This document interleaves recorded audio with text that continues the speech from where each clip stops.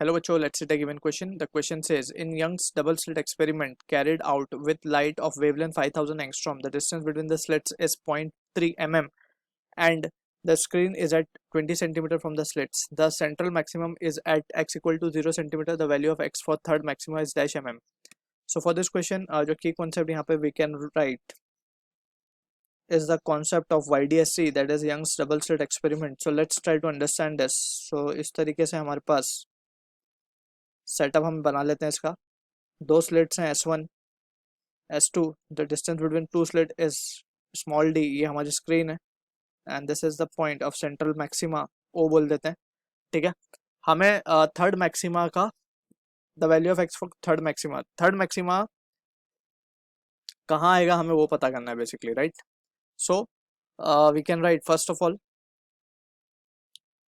जो बेसिकली हमें बीटा, जो फ्रिंज विड्थ है beta, it is given by lambda D by small D.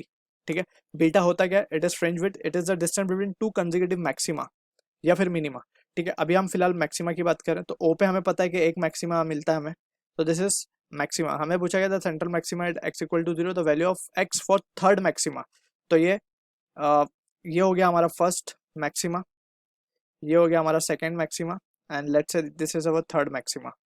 तो ये होगा बीटा बीटा एंड बीटा, तो 3 बीटा बेसिकली. तो हमें 3 बीटा की वैल्यू फाइंड करनी है. So we can say therefore central the distance, the value of x for third maxima. तो x is nothing but it is 3 beta. तो 3 into lambda capital D by small D. तो अब यहाँ पे value substitute कर देंगे. 5000 angstrom means 5 into 10⁻⁷ metre.